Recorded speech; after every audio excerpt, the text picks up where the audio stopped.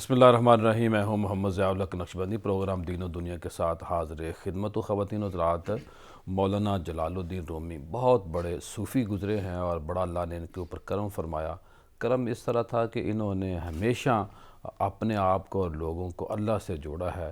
عشق مجازی کی بات کرتے کرتے آگے نکل جاتے تھے اور اللہ سے بندوں کو جوڑ دیتے تھے، یعنی کہ عشق حقیقی جو ہوتا ہے نا، فنا فی الشیخ، فنا فی الرسول اور فنا فی اللہ، یہ وہ درجے ہیں کہ جب بندہ ان درجوں کے ذائقے کو محسوس کرتا ہے تو پھر یہ بندہ سمجھتا ہے کہ دنیا کچھ بھی نہیں، سب کچھ میرا شیخ ہے، سب کچھ میرا محبوب ہے، سب کچھ میرا نبی ہے، اور سب کچھ جو مرکز ہے وہ اللہ کی ذات ہے۔ خواتین و حضرات، آج ہم نے بات اس لیے کی کہ آپ کا یوم آ رہا ہے اور ہماری یہ خواہش ہے کہ ہم ایک پورا ہفتہ مولانا روم کے نام سے منسوب کریں، اور تاکہ اپنے آپ کو اور لوگوں کو مولانا روم کی جو تعلیمات ہیں ان سے جوڑ سکیں۔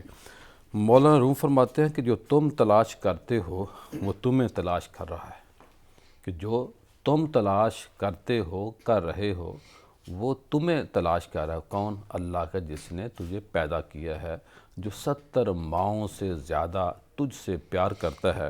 آگے فرماتے ہیں غم نہ کر، جو کھو گیا ہے وہ کسی نئی شکل میں لوٹ آئے گا۔ یعنی کہ جب کوئی بھی بندے کے اوپر مشکل آتی ہے، پریشانی آتی ہے، تو اس کا متبادل اللہ کی ذات حقیقی طور پہ دیتی ہے۔ اور احادیث بھی ہیں کہ کوئی بھی بندہ جب دعا مانگتا ہے تو وہ ضائع نہیں جاتی، وہ لوح محفوظ کے اوپر لکھ دی جاتی ہے، قبول ہو جاتی ہے۔ اجر بے شک بروز قیامت ملے، جنت میں ملے، لیکن دعائیں ضائع نہیں جاتی۔ اور حدیث پاک ہے کہ تقدیر بھی بدل جاتی ہے، اور بدلتی کیسے ہے کہ دعا سے تقدیر بدل جاتی ہے۔ اسی لیے جو تصوف کے لوگ ہیں، جو صوفیہ کے ماننے والے لوگ ہیں، وہ اس بات پہ بلیو رکھتے ہیں کہ جب ہم اللہ والوں کے پاس جاتے ہیں تو پھر اللہ والے جب ہم سے بات کرتے ہیں، ہم ان کی تعلیمات کے اوپر عمل کرتے ہیں، تو پھر اللہ ہمارے اوپر مہربان ہو جاتا ہے۔ اور اسی طرح چھوٹی سی مثال ہے کہ جب کسی تعویذ والے کے بندہ پاس جاتا ہے، دم کرنے والے کے پاس جاتا ہے، تو یہ کہتا ہے کہ یہ آپ نے نماز فجر کے بعد پڑھنا ہے، یہ آپ نے نماز ظہر کے بعد پڑھنا ہے، یہ آپ نے عصر کے بعد، ظہر کے بعد، مغرب کے بعد، عشاء کے بعد، اور یہ اگر آپ تہجد بھی شروع کر لیں تو یہ آپ کو اجر ملے گا، اتنی بار درود پاک پڑھنا ہے۔ یہ سارے کا سارا جو عمل ہوتا ہے، بنیادی طور پر اس صوفی بندے کا مقصد یہ ہوتا ہے کہ یہ جو بندہ میرے پاس اپنی پریشانی لے کر آیا ہے، اللہ سے جڑ جائے۔ جو بندہ اللہ سے جڑ جاتا ہے پھر اس کو پریشانیاں محسوس نہیں ہوتی، وہ ان پریشانیوں کے اندر بھی مزہ لیتا ہے، ایک چاشنی ملتی ہے، ایک راحت ملتا ہے، ایک سکون ملتا ہے۔ کیوں ملتا ہے؟ کہ وہ لوگ اسے دیکھ رہے ہوتے ہیں کہ یہ مشکل میں ہے، یہ پریشانی میں ہے، حالانکہ وہ بڑے مزے کی زندگی میں ہوتا ہے۔ مولانا روم آگے فرماتے ہیں کہ زخم وہ جگہ ہے جہاں سے روشنی داخل ہوتی ہے، کہ جب بندے کو کوئی زخم لگ جاتا ہے تو اس زخم لگنے کی بنا کے اوپر، اسی بیس کے اوپر ہلکا سا بندے کی اندر ایک زخم ہوتا ہے، یعنی کہ آنکھیں نم ہوتی ہیں، تو بندہ آہستہ آہستہ روتا روتا اپنے شیخ تک پہنچتا ہے، اپنے نبی تک پہنچتا ہے، پھر وہ بندہ اللہ کے پاس پہنچ جاتا ہے، یعنی کہ اس کو پھر عشق حقیقی ہو جاتا ہے۔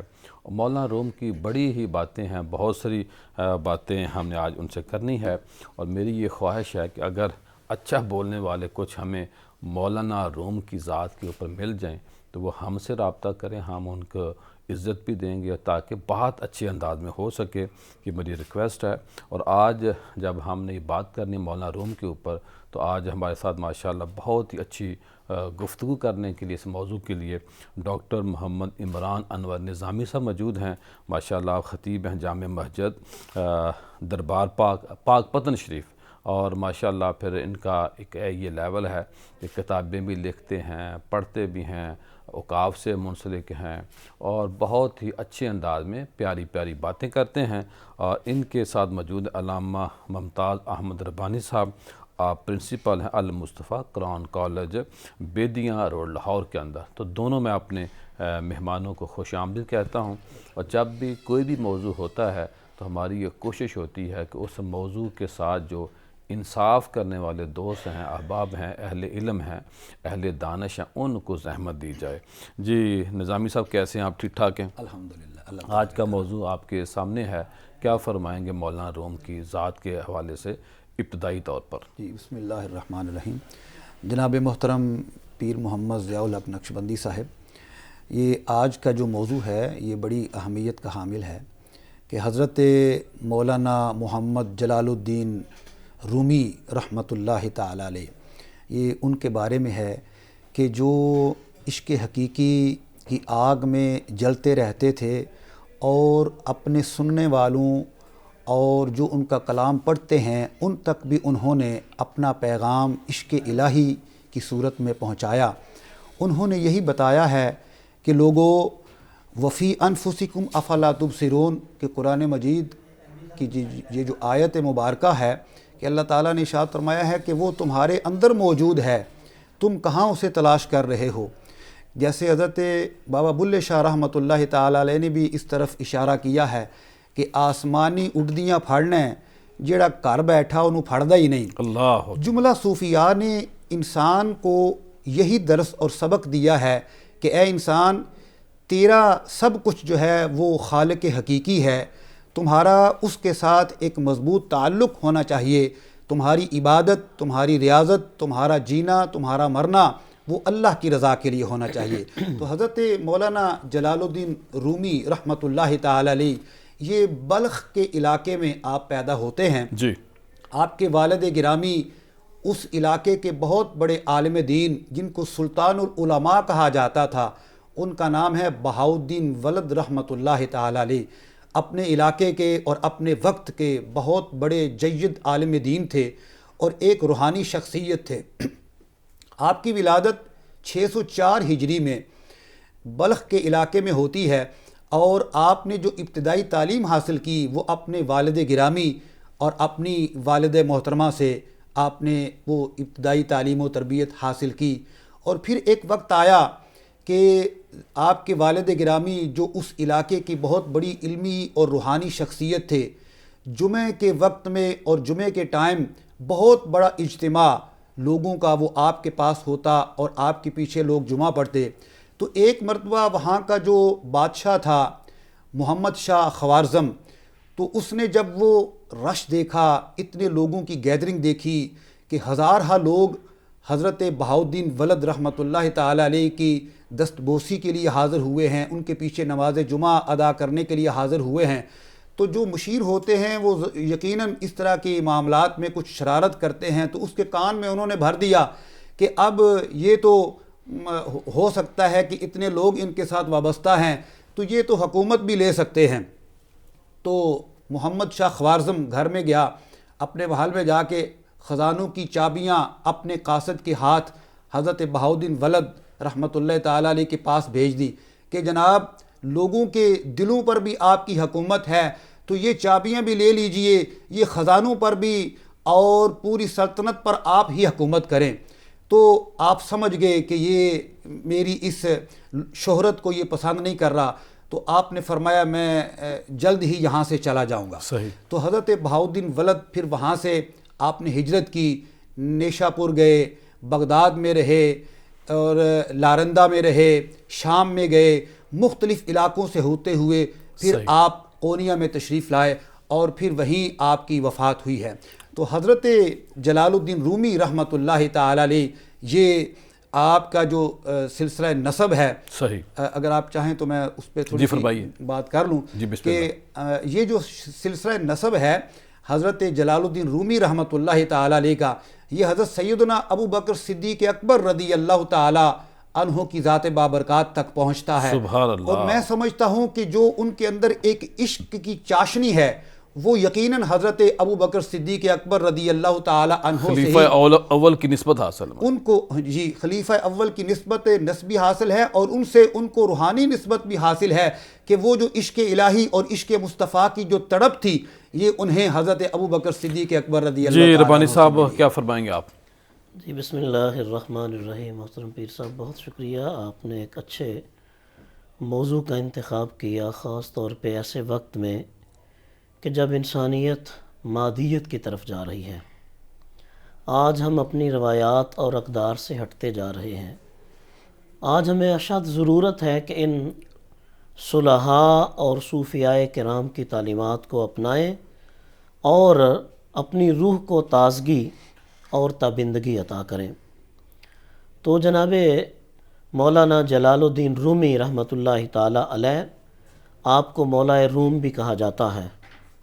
حضرت اقبال رحمۃ اللہ علیہ اپنے آپ کو حضرت مولانا جلال الدین رومی رحمۃ اللہ علیہ کے شاگرد کہتے ہیں، مرید ہندی اپنے آپ کو کہتے ہیں، اور حضرت مولا روم رحمۃ اللہ علیہ کو پیر رومی کہتے ہیں۔ تو جیسے ڈاکٹر نظامی صاحب ابھی ابتدائی آپ کے احوال کے بارے میں فرما رہے تھے، تو جناب محترم پیر صاحب، انسان کی نشو و نما، انسان کی تربیت اور انسان کا ماحول وہ بہت میٹر کرتا ہے کہ اس بندے نے پرورش کہاں سے پائی، اس کی نمود و نمائش، اس کی نشو و نما اور اس کی تربیت کن مراحل سے گزری ہے۔ سرکار رسالت مآب صلی اللہ تعالیٰ علیہ وسلم کا ارشاد کریم ہے کہ ان ھذا العلم دین فانظروا عمن تأخذون دینکم، کہ یہ جو دین کا علم ہے، اس دین کے علم کو سیکھنے سے پہلے تمہیں اس بات پہ غور و فکر کرنا ہے، تدبر و تفکر کرنا ہے کہ تم اپنے دین کا علم کس سے سیکھ رہے ہو، بنیاد کون ہے؟ بنیاد کون ہے، تمہیں دین سکھانے والا، اس کی اپنی پرسنالٹی، اس کی اپنی ہستی اور اس کے اپنے بود و باش کیا ہے، حضور نبی رحمت صلی اللہ تعالیٰ علیہ وسلم سے اس کا تعلق اور اس کا واسطہ کیا ہے۔ تو حضرت شیخ بہاؤالدین صدیقی رحمہ اللہ تعالیٰ، جو آپ کے والد گرامی ہیں، وہ اپنے زمانے میں مرجع علوم تھے۔ لوگ بڑی دور دراز سے آپ کے پاس آتے تھے علوم و فنون حاصل کرنے کے لیے، عقلی اور نقلی علوم کے آپ ماہر تھے، اور آپ اس وقت لوگوں کی امیدوں کا مرکز اور مرجع تھے، ماشاءاللہ، کہ جس کو دین کے اعتبار سے، روحانیت کے اعتبار سے، علم و فقاہت کے اعتبار سے کوئی مسئلہ ہوتا، وہ حضرت مولانا جلال الدین رومی رحمۃ اللہ تعالیٰ علیہ آپ کے والد گرامی کی طرف رجوع کرتے۔ تو حضرت شیخ بہاؤالدین صدیقی رحمہ اللہ تعالیٰ، جو حضرت جلال الدین رومی رحمۃ اللہ علیہ کے والد گرامی ہیں، یہی آپ کے پہلے استاذ ہیں، یہی آپ کے معلم ہیں، یہی آپ کے مربی ہیں۔ اور پھر آپ نے خاص طور پہ اپنے ایک شاگرد اور مرید حضرت سید برہان الدین، ان کو حضرت جلال الدین رومی رحمۃ اللہ علیہ کا اتالیق اور معلم مقرر کر دیا تھا، اور انہوں نے بڑی نگہداشت کے ساتھ، بڑی ذمہ داری کے ساتھ حضرت مولانا جلال الدین رومی رحمۃ اللہ علیہ کو وہ علوم و فنون سکھائے جو انہوں نے انہی کے والد گرامی سے وہ حاصل کیے تھے، حضرت شیخ بہاؤالدین صدیقی رحمہ اللہ تعالیٰ سے۔ اور اس گہوارہ تربیت میں حضرت جلال الدین رومی کی جب پرورش ہوتی ہے، جب ان کو اس گہوارے میں سے گزارا جاتا ہے، رنگ میں رنگ جل رنگ جاتا ہے۔ ڈیفینیٹلی، تو پھر آج دیکھیں کہ صدیاں بیت گئی ہیں، حضرت مولانا جلال الدین رومی رحمۃ اللہ علیہ کی ہستی، آپ کی تعلیمات آج بھی ایسے ہی ہیں کہ جیسے آج کے دور کے لیے آپ نے لکھی ہے۔ بہت شکریہ، انشاءاللہ پروگرام کا سلسلہ جاری ہے۔ ابھی ہمیں بریک لینی ہے، بریک کے بعد دوبارہ ملتے ہیں، جائیے گا کہیں مت، ملتے ہیں مختصر بریک کے بعد۔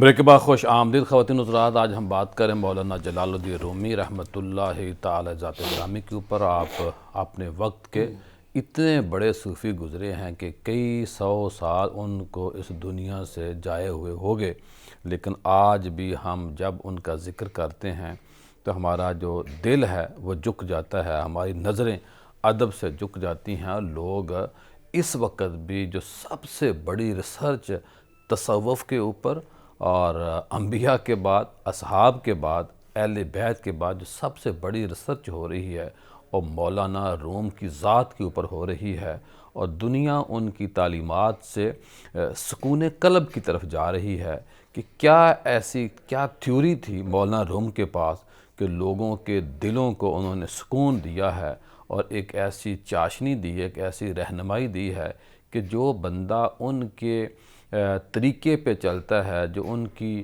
بتائی ہوئی تعلیمات کو فالو کرتا ہے، وہ پرسکون ہو جاتا ہے، سکون اس کی زندگی میں آ جاتا ہے اور وہ تھوڑے میں خوش ہو جاتا ہے. وہ جو کہتے ہیں طمع نہیں، جمع نہیں، منع نہیں. تو یہ ایک صوفیہ کا بہت بڑا ترا امتیاز ہے کہ جو آتا ہے لے لیتے ہیں، جو مانگنے والا ہوتا ہے اس کو عطا کر دیتے ہیں.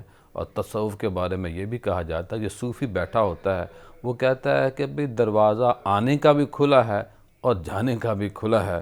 تو حضور والا نظامی صاحب یہ جو چھوٹی چھوٹی کہاوتیں ہیں، ایک ایک لائن ہے، 5 لفظ ہوتے ہیں، 6 لفظ ہوتے ہیں، اور اس کے اندر پوری کی پوری ایک کہانی آتی ہے، اور ایک لائن کے اوپر پوری کتاب لکھی جا سکتی ہے. اس پہ کیا کہیں گے آپ؟ بالکل ایسا ہی ہے. حضرت مولانا جلال الدین محمد رومی رحمۃ اللہ تعالی علیہ، آپ چونکہ یہ مسلمان جو ہیں وہ مشائخ ہیں، تو جو جتنے بھی صوفیاء ہیں، مسلمان صوفیاء ہیں، انہوں نے سب سے پہلے قرآن مجید کی تعلیم حاصل کی ہے. اس کے بعد رسول پاک صلی اللہ تعالیٰ علیہ وسلم کی احادیث طیبات کو پڑھا. تو قرآن مجید فرقان حمید جو ہے یہ ہر قسم کے علوم ہمیں عطا فرماتا ہے، اور اس میں قیامت تک کے لیے علوم موجود ہیں. قرآن مجید فرقان حمید جو اللہ تعالیٰ کی نازل کردہ کتاب ہے، اللہ تعالیٰ نے انسانیت کی، ساری انسانیت کی ہدایت کے لیے اس کو نازل فرمایا. اللہ تعالیٰ نے بڑے آسان اسلوب میں کوئی بھی بات سمجھائی ہے تو اس کو پہلے کوئی واقعہ بیان کیا ہے، بندے کی توجہ اس واقعے کی طرف ہوتی ہے، پھر اللہ تعالیٰ اس میں ایک نکتہ اور اصول بیان فرما دیتا ہے. تو یہ جو چیز ہے یہ حدیث طیبہ میں بھی ہمیں نظر آتی ہے، اور بالخصوص حضرت مولانا جلال الدین رومی رحمۃ اللہ تعالیٰ علیہ کی تعلیمات میں اور آپ کی مثنوی میں ہمیں یہ چیز بہت اہم لیول پہ نظر آتی ہے کہ آپ کوئی بھی جو بات سمجھانا چاہتے ہیں آپ اس کے لیے ایک واقعے کو بیان کرتے ہیں. مثال کے طور پر آپ نے ایک واقعہ بیان کیا، چھوٹی سی ایک لائن ہے اور ایک جملہ آپ نے کہا کہ جو مور ہے وہ اپنے پاؤں کو دیکھ کر ہر وقت پریشان رہتا ہے کہ میرے پاؤں اتنے خراب کیوں ہیں. تو حضرت مولانا جلال الدین رومی رحمۃ اللہ تعالی علیہ فرماتے ہیں کہ یہ ان لوگوں کی طرح یہ عمل کرتا ہے کہ جو ناشکری کرتے ہیں، کہ اگر تھوڑی سی ان کو کوئی چیز اللہ کی نہیں ملی ہے کسی وجہ سے، تو وہ یہ نہیں دیکھتا کہ اس کے قدموں کے اوپر اس کا اتنا بڑا خوبصورت جسم ہے، اس کے اتنے خوبصورت پر ہیں، اس کے اتنی خوبصورت رنگ ہیں. وہ ان نعمتوں کو نہیں دیکھ رہا جو ان گنت اور لاتعداد ہیں، اور ایک چھوٹی سی بات کو دیکھ کر وہ پریشان ہے. تو آپ فرماتے ہیں کہ جو اللہ نے نعمتیں عطا فرمائی ہیں ان پر اللہ کا شکر ادا کیا کرو، اور جو اللہ کی طرف سے تمہیں چیز نہیں ملی اللہ رب العزت کی اس فیصلے پر راضی رہا کرو کہ کسی خاص اللہ رب العزت نے حکمت کی وجہ سے وہ چیز تمہیں نہیں دی، لیکن یہ دیکھا کرو کہ جو اللہ نے دیا ہے تمہیں چاہیے کہ ہر وقت اللہ رب العزت کا اس پر شکر ادا کرتے رہو. ادھر وہی بات ہوگی نا کہ جو پیدل ہے وہ ننگے پاؤں والے کو دیکھے. اللہ اکبر. صوفیاء نے یہی توجہ دلائی ہے. انہوں نے کہا اپنے سے اوپر نہ دیکھو، اپنے سے نیچے والے کو دیکھو. سبحان اللہ، سبحان اللہ. تو وہ فرماتے ہیں کہ قرآن مجید کی آیت ہے لَإِن شَكَرْتُمْ لَأَزِيدَنَّكُمْ، کہ اللہ رب العزت کا یہ وعدہ ہے کہ اگر جو میں نے تمہیں نعمتیں عطا فرمائی ہیں ان پر اگر تم میرا شکر ادا کرو گے تو میں ان نعمتوں میں ضرور اضافہ فرماؤں گا. اللہ تو اکبر. یہ ایک جملے میں اور ایک لائن میں اور ایک چھوٹے سے واقعے میں مور کی اس بات میں آپ نے یہ سمجھا دیا ہے قیامت تک کے لیے کہ جو اللہ کی نعمتیں ہیں ہر وقت ان پر جو میں شکر نے ابھی گزاری شروع بات کرتے کی تھی رہو. کہ بھئی جب کوئی زخم لگتا ہے تو روشنی اس سے ملتی ہے. یہ بھی ایک حقیقت ہے. ہم انسان ہیں اپنے دنیاوی امور میں اتنے مصروف ہو جاتے ہیں کہ اپنے خدا کو بھول جاتے ہیں. حالانکہ 5 وقت اللہ تعالیٰ نے اپنی بارگاہ میں ہمیں بلایا ہے کہ آؤ میری طرف مجھے یاد کرو، لیکن انسان اس طرح اس کو لجادت کے ساتھ، اس طرح اس کو محبت کے ساتھ، سوز و گداز کے ساتھ یاد نہیں کرتا. لیکن جب بخار ہوتا ہے، زخم لگتا ہے، تکلیف ہوتی ہے، تو پھر اسی وقت کہتا ہے ہائے اللہ. سبحان تو اللہ. اس وقت پھر اللہ کو یاد کرتا ہے، اور اللہ یہی چاہتا ہے کہ یہ بندہ میری طرف متوجہ رہے، یہ دنیا کی چیزوں کی طرف متوجہ نہ ہو جائے، دنیا کی محبتیں اس کے دل میں گھر نہ کر جائیں، بلکہ سب سے زیادہ اگر اس کے دل میں کسی کی محبت ہونی چاہیے تو وہ میری ہونی چاہیے. اللہ. یہ زخم، یہ بیماریاں، یہ تکلیفیں، یہ اسی لیے آتے ہیں کہ اللہ تعالیٰ انسان کو جھنجھوڑتا ہے کہ اے انسان تو مادیت میں اتنا آگے گزر چکا ہے، ہمارے واپس آؤ. شیخ کے والد صاحب کے بارے میں کہا جاتا ہے، حضرت پیر سے علی حسین شاہ صاحب کے بارے میں، کہ جب انہیں کچھ عرصہ بخار نہیں ہوتا تھا تو وہ کہتے تھے لگتا ہے اللہ ناراض ہو گیا، اللہ نے یاد کرنا چھوڑ دیا. یعنی کہ صوفیہ کہتے ہیں کہ جب بخار ہوتا ہے تو یہ بھی میرا جو رب ہے مجھے یاد کر رہا ہے. اللہ اکبر. حدیث طیبہ میں ہے، رسول پاک صلی اللہ تعالیٰ علیہ وسلم نے ارشاد فرمایا بخار کو برا نہ کہا کرو. یہ انہوں نے اس تناظر میں کہا ہے کہ بخار آتا ہے تو گناہ جھڑتے ہیں. اللہ اکبر. انسان اللہ کی طرف متوجہ ہوتا ہے اور انسان کو کچھ یاد بھی آتا ہے کہ ممکن ہے میری موت ہو کانٹے جائے. کا جو چپ جانا ہے اس سے بھی دیکھے نا کہ بندے کے گناہ جڑتے ہیں، گناہ جھڑتے ہیں. ہلکی سی تکلیف ہوتی ہے، بالکل ایسا ہی ہے. اس سے گناہ کم. جی ربانی صاحب کیا فرمائیں گے آپ؟ جی قبلہ پیر صاحب، ڈاکٹر صاحب نے جیسے بات کی، سرکار رسالت مآب صلی اللہ علیہ وسلم کا ارشاد کریم ہے انظروا الی من هو اسفل منکم. سبحان اللہ. آپ اس کی طرف دیکھو جو آپ سے نیچے ہے، اگر آپ شکر گزاری کی زندگی گزارنا چاہتے ہیں. اور صوفیہ کی تعلیمات تو اس بات کی غماز ہیں کہ وہ ہمیشہ اپنے رب کے شکر گزار ہی رہے ہیں. جے سونا میرے دکھ وچ راضی تو میں سکھ نو چلے پاواں. اللہ اکبر. اللہ اکبر. سو یہ جو آپ نے بات کی کہ زخم جو ہے وہ انسان کے ہائے جسم ہائے. میں نور کے سرایت کرنے کا ایک ذریعہ ہے. وہاں سے انسان کو ایک نور، روشنی، تازگی نصیب ہوتی ہے. اللہ تبارک و تعالیٰ سے اس کا ایک تعلق جو کمزور پڑ چکا تھا، یہ زخم بہانہ بنتا ہے اس تعلق کی مضبوطی کا. اللہ تبارک و تعالیٰ کے ساتھ جو اس کا ایک تعلق ہونا چاہیے اس کی مضبوطی کا.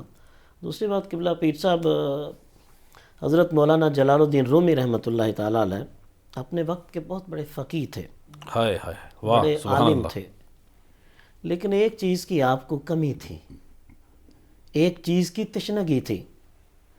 تو آپ ایک موقع پہ ایک حوض کے کنارے بیٹھ کر اپنے طلاب کو دین اسلام کی تعلیمات سکھا رہے تھے. تو اسی اثناء میں وہاں چلتے چلتے حضرت شاہ شمس تبریز علیہ الرحمہ وہ بھی نکل آئے. اب اس زمانے میں، اب آپ کی بات کہ ہم لوگوں کو اپنے کرائٹیریے سے دیکھتے ہیں، ان کی جو اصل حقیقت ہے وہ اللہ نے لوگوں سے چھپا کے رکھی ہوتی ہے. لوگ یہ سمجھتے تھے کہ حضرت شاہ شمس تبریز جو ہیں یہ ایک دیوانے ہیں، مجذوب ہیں. تو جناب مولانا جلال الدین رومی رحمۃ اللہ علیہ کا ان کے بارے میں یہی ایک موقف تھا. آپ وہاں پہ درس و تدریس فرما رہے ہیں تو حضرت شاہ شمس تبریز تشریف لائے. تو آپ نے دیکھا تو آپ نے فرمایا یہ چیز یہ کیا ہے؟ تو حضرت مولانا روم رحمۃ اللہ علیہ وہ علمی تکبر، علمی گمنڈ، تفخر سے آپ فرماتے ہیں یہ علم استو نہ دانی، یہ وہ علم ہے، یہ قیل و قال کا علم ہے کہ جس کو تم نہیں جانتے.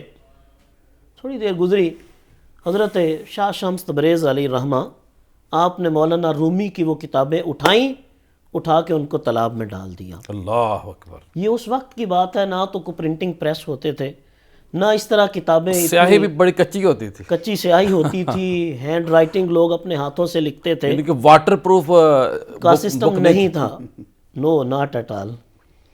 حضرت مولانا روم رحمۃ اللہ علیہ کو کہ یہ میرا سارا سرمایہ علم وہ اٹھا کے پانی کے حوالے کر دیا ہے، یہ تالاب میں پھینک دیا، یہ کیا کیا مولانا نے، یہ اس مجذوب نے، اس دیوانے نے کیا کیا ہے؟ بڑے تلخ جملے بولے اور بڑی آپ نے گرمی سردی دکھائی۔ جب اپنی بات کر کے خاموش ہو گئے، حضرت شاہ شمس تبریز علی رحمہ آپ آرام سے اپنا ہاتھ اس تالاب میں ڈالتے ہیں اور کتاب ایک نکال کر حضرت مولانا روم کو دیتے ہیں۔ اللہ اکبر، کتاب کے اندر لکھا ہوا تو لکھا ہوا، اس کے جو اوپر والے سرے ورق تھے، اس کی جو جلد تک تھی وہ بھی اللہ اکبر، پانی کے اندر وہ بھیگی نہیں تھی۔ پانی تالاب میں پانی، پانی میں کتاب، کتاب اس پانی کے اندر پڑی ہے۔ تو ربانی صاحب میں آپ تھوڑا سا کر رہا ہوں، آپ کاٹ رہا ہوں، میں آپ کی بات تفصیل سے سننی ہے۔ تو اس کا تو مطلب یہ ہے کہ جو صوفی ہے وہ پانی کو بھی خوش کر دیتا ہے۔ اللہ اکبر، یہ اللہ نے تصرف دیا۔ حضرت اقبال رحمۃ اللہ علیہ انٹرپریٹ کرتے ہیں جس کا اللہ ہو جائے کہ محمد سے وفا تو نے تو ہم ہاتھ تیرے اللہ ہیں، کا بن جاتا ہے، زبان اللہ کی بن جاتی یہ جہاں چیز ہے حدیث کیا، پاک بھی ہے۔ لوح و قلم تیرے ہیں۔ تو یہ تو اللہ تبارک و تعالیٰ وہ شان اور قوت عطا فرماتا ہے، یہ وہ طاقت دیتا ہے کہ وہ پانی ان کے تصرف میں آ جاتا ہے، جس کو چاہے وہ پانی اس کو گیلا کرے، جس کو چاہے نہ گیلا کر سکے۔ اللہ اکبر، تو جب تالاب میں حضرت شاہ شمس تبریز رحمہ اللہ نے اپنا ہاتھ ڈال کر کتاب نکالی تو حضرت مولانا روم رحمۃ اللہ علیہ کے لیے تو یہ بڑی عجیب بات تھی کہ کتاب پانی میں رہی ہے لیکن وہ کتاب پانی سے گیلی نہیں ہوئی، پانی نے اس کتاب کو مس تک نہیں کیا۔ اب آپ حیرت میں پوچھتے ہیں این چیز حضرت یہ کیا ہے؟ فرمایا این آ علم است تو نمی دانی، اللہ، یہ وہ علم ہے کہ جس کو تم نہیں جانتے۔ تمہارے پاس قیل و قال کا علم ہے، ہمارے پاس حال کا علم ہے۔ واہ واہ واہ واہ، یہ حال کا علم ہے۔ پہلے صوفی نہیں تھے۔ ہاں ہاں ہاں ہاں، یہ وہ موقع تھا کہ حضرت مولانا جلال الدین رومی رحمۃ اللہ علیہ، جو حضرت اقبال قلندر لاہوری کے مرشد کریم ہیں، جن کو اقبال پیر رومی کے نام سے یاد کرتے ہیں، اللہ اکبر، حضرت رومی رحمۃ اللہ تعالیٰ علیہ، علامہ اقبال دے پیر، علامہ کے پیر۔ سبحان اللہ۔ تو حضرت مولانا روم رحمۃ اللہ تعالیٰ علیہ اب جب یہ کیفیت دیکھی تو ڈائریکٹ آپ کے دل کے اوپر اس کا اثر ہوا۔ وہ جو تعلیم و تعلم کا سلسلہ تھا، درس و تدریس کا جو سلسلہ تھا، وہ منقطع ہو گیا۔ اب شاہ شمس تبریز آگے آگے ہیں، جلال الدین رومی پیچھے پیچھے ہیں۔ یہ وہ عشق کے مراحل تھے، یہ وہ محبت کی منزلیں تھیں، یہ وہ روح کی پاکیزگی کا عمل تھا، اللہ اکبر، یہ وہ تزکیہ نفس اور تصفیہ قلب کا مرحلہ تھا کہ جس سے گزر کر حضرت یہ وجہ انقلاب بنی۔ ڈیفینیٹلی مولا روم رحمۃ اللہ تعالیٰ علیہ اس مقام پہ پہنچے۔ اب اپنے شیخ کو خراج عقیدت کیسے پیش کرتے ہیں؟ حضرت مولا روم فرماتے ہیں مولوی ہرگز نہ شد ہے مولا روم، کہ میں تو پڑھتا پڑھاتا رہا لیکن میں نے علم کی الف با کو نہیں سیکھا تھا، اللہ اکبر، میں نے علم کی چاشنی کو نہیں میں نے پایا تھا۔ مولوی ہرگز نہ شد مولا روم تا غلام شمس تبریز نہ شد۔ جب تک حضرت شاہ شمس تبریز کی غلامی نصیب نہیں ہوئی تھی تو مجھے اپنی تعلیم نے، میرے علم نے مجھے کوئی فائدہ نہ دیا تھا۔ میرے علم کا فائدہ، میری تعلیمات کا فائدہ، میرے درس و تدریس کا فائدہ مجھے کہاں سے ملا؟ جب حضرت شاہ شمس تبریز رحمہ اللہ تعالیٰ نے اپنی نگاہ فیض سے جب میرے دل کو پاک اور صاف کر دیا، جب میری روح کو انہوں نے منور کر دیا، میری روح کو اس کی اصل حالت عطا کر دی، تو مجھے میرے رب نے وہ مقام عطا فرمایا کہ جس کا میں مدتوں سے متلاشی تھا۔ اللہ جی، نظامی صاحب بات کو آگے بڑھائیں، جی بالکل، ماحول پورا گرم ہو چکا ہے جی، فل۔ ماشاءاللہ پیر صاحب، یہ جو علامہ ربانی صاحب نے یہ بات ذکر فرمائی ہے کہ ظاہر ہے یہ ہے تو کسی نے ٹھیک نا بات. بڑی خوبصورت بات کسی نے ایک شعر بھی کہا ہے آپ نے کہ طیبہ سے منگائی جاتی ہے ہائے واہ سینوں واہ میں چھپائی سبحان جاتی ہے، توحید کی میں ساغر سے نہیں نظروں سے پلائی اللہ جاتی ہے. اللہ. تو وہ حضرت شاہ شمس تبریز نظر والے رحمۃ اللہ نظر کے ذریعے کام کرتے ہیں. نظر کے ذریعے کام کرتے ہیں. تو ان کی نگاہ ناز جب حضرت مولانا روم پہ پڑی تو پھر وہ مولائے روم بن گئے مولوی سے، اور پھر انہوں نے یہ سوچا کہ یہ جو میرے پاس کتابوں کا علم ہے یہ تو میں ایسے ہی ابھی تو دشت کی صحرائی کر رہا ہوں، مجھے تو ابھی کچھ علم حاصل ہی نہیں ہے، اصل علم تو اس بابے کے پاس ہے. تو پھر وہ ان کے پیچھے پیچھے ہو لیے، اور قرآن مجید نے اس کا ذکر پہلے ہی کر دیا ہوا ہے کہ حضرت سلیمان علیہ السلام کہ جو امتی ہیں، ان کے صحابی اور ان کے امت کے ایک ولی ہیں، جب ملکہ بلقیس کا تخت لانا تھا سینکڑوں میل دور سے، تو ایک جن نے کہا کہ میں تھوڑی دیر میں اتنی دیر میں لے آؤں گا. آپ نے فرمایا نہیں مجھے جلدی چاہیے. تو قرآن کہتا ہے قال الذی عندہ علم من الکتاب انا آتیک بہ قبل ان یرتد الیک طرفک، کہ جناب آپ کی پلک جھپکنے سے پہلے وہ جو سینکڑوں میل دور وہ ملکہ بلقیس کا تخت پڑا میں قرآن بیان کر چکا ہے پہلے. قرآن بیان کر چکا ہے. یہ قرآن مجید کی حقیقت کہ اولیاء کو اللہ رب العزت نے یہ طاقت عطا فرمائی ہے. اور پھر مولانا روم نے یہاں کہا گفتہ اللہ بود گرچہ از حلقوں میں عبداللہ بود، کہ جب یہ بندہ اس مقام پہ پہنچ جاتا ہے تو پھر اس کی زبان سے جو نکلتا ہے اللہ تعالیٰ کرم نوازی فرماتا ہے، اس کی ہر بات کو پورا فرما دیتا ہے. کیا یہ حضرت بابا فرید الدین مسعود گنج شکر رحمۃ اللہ تعالیٰ علیہ نے بھی فرمایا. آپ نے فرمایا میں نے 30-40 سال میں نے اللہ کی فرما برداری کی ہے، اس کا ہر حکم مانا ہے، میں راتوں کو جاگا ہوں، اس کے حکم کی نافرمانی نہیں کی ہے. اب اللہ رب العزت نے کرم نوازی یہ فرمائی ہے، میں جو زبان سے بات کہتا ہوں، جو اللہ سے عرض کرتا ہوں، خالق و مالک کرم فرماتا ہے، میری ہر بات کو اللہ تعالیٰ شرف قبولیت عطا فرما دیتا ہے. تو یہ وہ مقام حاصل ہو جاتا ہے تزکیہ نفس کے بعد اور تصفیہ قلب کے بعد.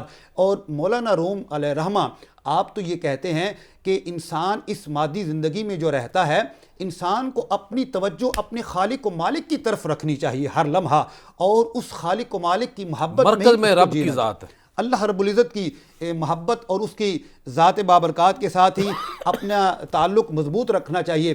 اور بعض لوگ حضرت مولانا روم کی جو محبت ہے اس کو ایک مجازی اور مادی محبت کہتے ہیں، حالانکہ مولانا روم نے خود کہا ہے، انہوں نے کہا عشق با مردہ نہ باشد پائیدار، عشق را با حی و با قیوم دار. آپ فرماتے ہیں کہ یہ جو چیزیں ہیں یہ تو فنا ہونے والی، یہ تو مردہ چیزیں ہیں، یہ جو دنیا کی چیزیں ہیں، یہ کل من علیہا فان، دنیاوی جو عشق ہے، یہ دنیاوی ہر چیز، چاہے کوئی مرد انسان کا یا جسم عورت ہے، کا جو عشق تو عارضی ہے، یہ عارضی ہے، یہ فنا ہونے والی چیزیں ہیں، دنیا کی ہر چیز فنا ہونے والی ہے. آپ فرماتے ہیں با حی و با قیوم، جو حی و قیوم ہے، جو خالق و مالک زندہ ہے اور قائم رکھنے والا ہے، اے انسان اس کے ساتھ اپنی محبت اور عشق کو بڑھا تاکہ تو بھی باقی ہو جائے. شعر کے بعد نا کسی کو مولانا روم پہ تنقید کرنے کی اجازت نہیں ہے، اگر دل صاف ہو جائے اہل تصوف کے بارے میں. بالکل ایسا ہی. تو اگر بدقسمتی لکھی ہے کسی کے اندر تو پھر وہ کرتا ہے. اور ابھی علامہ ربانی صاحب ڈاکٹر علامہ اقبال علیہ رحمہ کی بات کر رہے تھے کہ انہوں نے عشق میں حضرت مولانا روم کو اپنا پیر کہا ہے، پیر رومی کہا ہے. تو حضرت علامہ اقبال کہتے ہیں پیر رومی را رفیق راہ ساز تا خدا بخشت ترا سوز و گداز، کہ پیر رومی کو اپنا رہبر و رہنما بنا لو تاکہ اللہ تعالیٰ تمہیں سوز و گداز کی نعمت عطا فرما دے. اور یہی علامہ کہتے ہیں ذرہ یہ عشق نبی از حق طلب، سوز صدیق و علی از حق طلب، کہ اللہ تعالیٰ سے عشق مصطفیٰ کا ایک ذرہ مانگ لو، اور حضرت ابو بکر صدیق اکبر اور حضرت علی المرتضیٰ کا سوز و گداز مانگ لو. تو حضرت مولانا روم میں وہ جو عشق تھا، وہ جو سوز و گداز تھا، یہ میں نے شروع میں عرض کیا، یہ حضرت سیدنا ابو بکر صدیق اکبر رضی اللہ تعالی عنہ کی دین ہے کہ جو ان میں وہ محبت تھی، چاشنی تھی آقا دو عالم صلی اللہ تعالی علیہ وسلم کے ساتھ، خون کے اندر موجود ہے، عقیدت تھی. اور جو سلسلہ نسب حضرت ابو بکر صدیق اکبر تک پہنچتا ہے وہ حضرت صدیق اکبر کے بیٹے جناب عبد الرحمن سے آگے چلتا ہے. حضرت ابو بکر صدیق اکبر کے 3 بیٹے ہیں، عبداللہ، محمد اور عبد الرحمن. اور یہ عبد الرحمن وہی ہیں کہ جو غزوہ بدر میں کفار کی طرف سے لڑ رہے تھے، اور حضرت ابو بکر صدیق اکبر رسول پاک صلی اللہ تعالیٰ علیہ وسلم کا دفاع کر رہے تھے. تو غزوہ بدر کے بعد جب وہ مسلمان ہو گئے نا، تو ایک دن باپ بیٹا بیٹھے تھے، تو بیٹے نے عرض کیا حضور اس جنگ میں آپ میرے سامنے میری تلوار کے وار کے نیچے 2-3 مرتبہ آئے، میں نے باپ سمجھ کر چھوڑ دیا. ابو بکر صدیق اکبر رضی اللہ تعالیٰ عنہ کے عشق نے انگڑائی لی اور آپ نے فرمایا بیٹے خدا کی قسم اگر تو ایک مرتبہ بھی میری تلوار کے وار کے نیچے آ جاتا میں زور سے مارتا، بیٹا سمجھ کر چھوڑ نہ دیتا، دشمن مصطفیٰ سمجھ کر تمہارا سر تن سے جدا کر دیتا۔ محمد کی محبت دین حق کی شرط اول ہے، اسی میں ہو اگر خامی تو سب کچھ نامکمل ہے۔ محمد کی محبت خون کے رشتوں سے اعلیٰ ہے، یہ رشتہ دنیاوی قانون کے رشتوں سے بالا ہے۔ سبحان اللہ۔ جی ربانی صاحب، جس لے میں بات ہو رہی ہے، الہی تڑپنے پھڑکنے کی توفیق دے، دل مرتضیٰ سوز صدیق دے۔ تو حضرت مولا روم رحمۃ اللہ تعالیٰ علیہ کی ہستی میں حضرت اقبال نے بھی کہا ہے یہ کیفیت دیکھی جا سکتی ہے۔ مولا روم کی ہستی میں یہ کیفیت، یہ سوز، یہ ساز، یہ عشق، یہ محبت دیکھی جا سکتی ہے۔ اور ان کی زندگی کا یا ان کی تعلیمات کا جو فلسفہ محبت ہے وہ فقط محبت الہی ہے۔ انسان کو اس مادی دنیا سے اٹھا کر فنا فی اللہ کے مقام پہ فائز کرنا ہے، انسان کو اپنے رب کے ساتھ جوڑنا ہے، واصل باللہ کرنا ہے کہ جو انسان کو اس مقام تک پہنچا دے کہ جس کے لیے انسان کو پیدا کیا گیا ہے۔ وَمَا خَلَقْتُ الْجِنَّ وَالْإِنسَ إِلَّا لِيَعْبُدُونَ، کہ انسان اور جن کی تخلیق کا مقصد صرف اور صرف اللہ تبارک و تعالیٰ کی عبادت ہے۔ یہ عبادت تب عبادت کنسیڈر ہوتی ہے کہ جب انسان حضور سرور کونین صلی اللہ تعالیٰ علیہ وسلم کی محبت میں ڈوب کر اللہ کی عبادت کرتا ہے۔ حضرت مولا روم رحمۃ اللہ علیہ کی تعلیمات کا نچوڑ عشق رسالت مآب صلی اللہ تعالیٰ علیہ وسلم اور عشق الہی ہے۔ یہ ہمیں وہاں تک پہنچاتا ہے، یہ وہ زینے، وہ سیڑھی فراہم کرتا ہے کہ جو ہمیں حضور نبی رحمت صلی اللہ تعالیٰ علیہ وسلم کی محبت سے گزار کر عشق الہی کی چاشنی سے ہمیں بہرہ ور کر دیتی ہے۔ تو حضرت مولا روم رحمۃ اللہ علیہ، اب یہاں آج کا جو ہمارا المیہ ہے، اگر آج کے یہ بات کرنا بڑا ضروری ہے، اگر آج کے ریفرنس میں دیکھا جائے نا، حضرت مولا روم رحمۃ اللہ علیہ ایک بڑی اچھی حکایت بیان کرتے ہیں، ہاتھی اور اندھوں کی حکایت۔ کیا فرماتے ہیں جو آج کا المیہ اس امت کا کہ ہم ایک چھوٹی سی چیز لے کر پورے دین کی تعلیمات کو نگیٹ کر دیتے ہیں، استغفر اللہ۔ ہمیں اگر کسی ایک جہت پہ کوئی تھوڑی سی سمجھ آ جائے تو ہم سمجھتے ہیں کہ باقی سب بے بہرا ہیں۔ تو آپ فرماتے ہیں کہ آج انسان کا المیہ یہ ہے کہ جیسے اندھوں کے سامنے ایک ہاتھی کھڑا کر دیا اور اندھوں سے کہا کہ اس کو ٹٹولو۔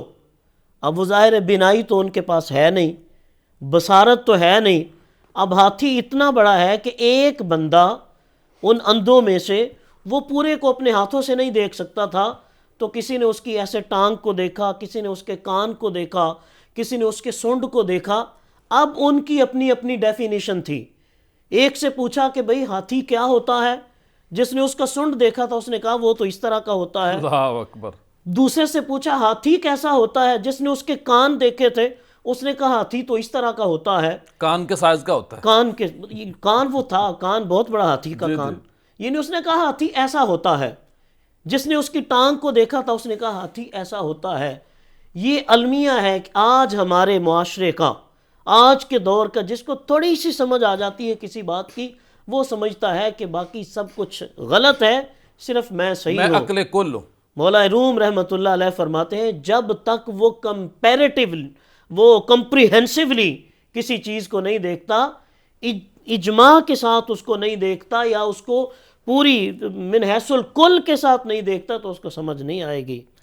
اس قدر اس میں وسعت ہے، اس قدر گہرائی ہے کہ آپ کو دین کو سمجھنے کے لیے، دین مصطفیٰ کریم صلی اللہ تعالیٰ علیہ وسلم کا فہم حاصل کرنے کے لیے آپ کو براڈ مائنڈڈ ہو کر، آپ کو وسعت نظری سے اور وسعت قلبی سے آپ کو دین کا مطالعہ کرنا ہے، اور جامعیت کے ساتھ مطالعہ کرنا، تب جا کر آپ کو دین کی سمجھ آئے گی۔ کسی ایک چیز کو لے کر اگر آپ اس کو پورا دین سمجھ لیں تو یہ انسان کی غلط فہمی ہے، اور اسی اندھے جیسی مثال ہے کہ جس نے ہاتھی کے جسم کا ایک حصہ دیکھا اور اسی ایک جز کو دیکھ کر اس نے کل سمجھ لیا کہ یہی ہاتھی ہوتا ہے۔ اللہ اکبر۔ جی نظامی صاحب، آخر میں کیا کہیں گے آپ؟ میں آخر میں ان کی ایک حکایت وہ پیش کروں گا کہ انہوں نے جو ایک حقائق بیان کر کے ہمیں سبق سمجھایا ہے کہ ایک دوسرے کے ساتھ تعاون کرو، ایک دوسرے کے ساتھ مدد کرو، اور آپ کہتے ہیں آدمی را آدمیت لازم است، کہ آدمی کے اندر آدمیت ضروری ہے، انسانیت ضروری ہے کہ وہ دوسروں کے کام آئے۔ تو آپ نے ایک حکایت بیان کی کہ ایک شخص جا رہا تھا، اس کے پاس ایک گدھا بھی تھا، ایک اونٹ بھی تھا، اس نے دونوں کے اوپر سامان لادا ہوا تھا۔ تو گدھے نے اونٹ سے کہا کہ بھائی میرا تھوڑا سا میرے ساتھ تعاون کرو اور تھوڑا سا بوجھ میرا تم اٹھا لو کہ مجھ سے اٹھایا نہیں جا رہا۔ تو اونٹ نے انکار کر دیا۔ تھوڑا سا آگے چلتے ہیں تو گدھا مر جاتا ہے۔ اب وہ مالک جو تھا اس نے سارا سامان جو گدھے کا تھا وہ سارا اونٹ کے اوپر لاد دیا، اور حتیٰ کہ جو گدھا مر گیا تھا اس کی کھال بھی اتار لی، چونکہ وہ ان لوگوں کو ضرورت ہوتی تھی، وہ کام آتی تھی خیمے بنانے کی، مہنگی تھی کھال میں رکھی، مہنگی کھال تھی، تو وہ بھی اس نے اب چائنیز کو بڑی ضرورت ہے اونٹ کے اوپر ڈال دی۔ تو اب اونٹ کے اوپر ڈبل ٹرپل بوجھ ہو گیا۔ تو آپ اس سے یہ آپ نتیجہ اخذ کرتے ہیں کہ گدھے نے اس وقت تمہیں کہا تھا کہ میرے ساتھ تعاون کرو، اگر اونٹ اس کے ساتھ تھوڑا سا تعاون کر لیتا تو نہ گدھا مرتا، نہ اس کے اوپر زیادہ بوجھ اٹھانا اس کو پڑتا۔ یہ اللہ تعالیٰ نے جو ہمیں انفاق فی سبیل اللہ کا حکم دیا ہے کہ ارد گرد دیکھو، زکوٰۃ ادا کرو، صدقات و خیرات دو، جو غریب ہے اس کے گھر میں کھانا پہنچاؤ۔ یہ بھوک بڑی ظالم چیز ہے، اگر تم بھوکے کو کھانا نہیں کھلاؤ گے، اگر زکوٰۃ نہیں دو گے، خیرات نہیں کرو گے، تو وہ بھوکا ایک دن چور اور ڈاکو بن جائے گا، اور وہ تمہیں موت کے گھاٹ بھی اتارے گا، تمہارا مال بھی چوری کر لے گا۔ تو اس لیے یہ ہمارے لیے اس میں سبق ہے کہ ایک دوسرے کے ساتھ تعاون کریں، خدمت خلق کریں، ایک دوسرے کی مدد کریں۔ اللہ تعالیٰ اسی میں راضی ہے کہ ہم ایک دوسرے کی مدد کریں، اور صوفیاء نے بھی یہی کہا ہے کہ میں اس کا بندہ بنوں گا جس کو خدا کے بندوں سے پیار ہوگا، کہ جو اللہ کے بندوں سے پیار کرتا ہے وہ انسانوں میں بھی محبوب ہوتا ہے اور وہ اللہ کی بارگاہ میں بھی محبوب ہوتا ہے۔ بہت شکریہ، بڑی مہربانی خواتین و حضرات۔ آج ہم نے بات کی مولانا جلال الدین رومی علیہ رحمہ کے اوپر۔ بہت بڑا نام ہے، تصوف کی دنیا کا ایک ایسا چمکتا دمکتا ستارہ ہیں کہ جن سے روشنی ہمیشہ کے لیے ہم لے سکتے ہیں۔ آپ کی تعلیمات بہت وسیع ہیں، آپ نے زندگی کے ہر پہلو کے اوپر بڑے ہی سادہ انداز میں کسی کی دل آزاری بھی نہیں کی، اور دنیا گزارنے کا، بزنس کرنے کا، گھر کے معاملہ چلانے کا، دفتر کے معاملہ چلانے کا، تمام چیزوں سے ہمیں آگاہی دی ہے، اور مرکز رکھا ہے آپ نے اللہ کی ذات کو کہ اے میرے بندے، جس خالق نے تجھے پیدا کیا ہے، جس طرف تو نے جانا ہے اور لازم جانا ہے، لازم میں نے اس لیے کہا کہ خدا نہ خواستہ ہم انکار بھی کریں کہ ہم نہیں جائیں گے تو ہم نے پھر بھی جانا ہے، کیونکہ جس نے پیدا کیا ہے وہ ہمارا خالق ہے، مالک ہے، وہ جبار ہے، وہ قدوس ہے، وہ رحمان و رحیم ہے۔ تو اس لیے ہمیں چاہیے کہ ہم اللہ والے بن جائیں۔